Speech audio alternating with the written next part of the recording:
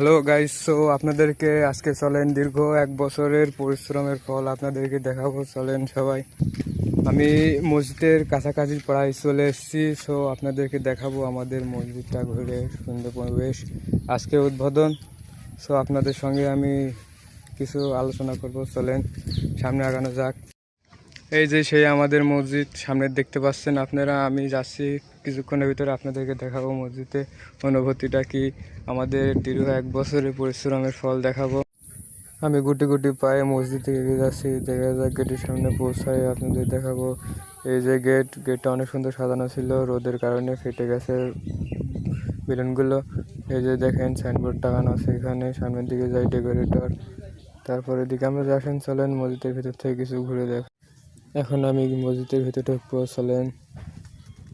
এই যে এখানে দেখেন টাইলস পড়ছে, এপাশে বেলুন লাগাইছে, এখনো থাই লাগানো হয় নাই, পরিপূর্ণ সম্পন্ন করতে পারি না আমরা, টাকা কিছু শর্ট ছিল, সময়ের অভাব। আবার দেখেন এই যেখানে হুজুর বসবে আমাদের সোহেল মামা, মাইক্রোফোন টেস্টিং করতেছে।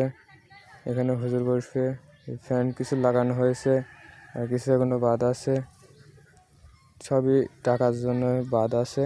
আপনারা যদি পারেন সাহায্য করবেন। এখানে রান্না বান্নার কাজ চলছে। এটা আমাদের ছোটন ভাই, এটা হচ্ছে গরুর মাংস।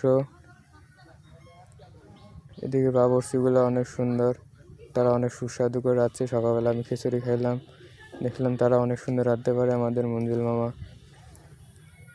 তো ছোটন ভাই দেখা যাক কী করে। ছোটন ভাই মাংস রাখছে, গরু রান্না করছে। এদিকে ওই পাশটায় খাসি আছে। চলেন আপনাদের দেখাই। হরেন লাগানো হয়েছে মাইক 4টা, গরু মাংস রান্না করছে। অনেক ধোয়া, এই জন্য আপনাদেরকে দেখাতে পারছি না ভালো করে। এই যে এবার একটু ধোয়া কমছে, এই জন্য মাংসটা একটু দেখা যাচ্ছে। তো আপনারা দেখেন, গরু মাংস দেখলেন, এ পাশটায় খাসির মাংস দেখে নেন। সবাইকে দাওয়াত থাকলো, চলে আসবেন আমাদের এখানে মোকাররমপুর মসজিদে।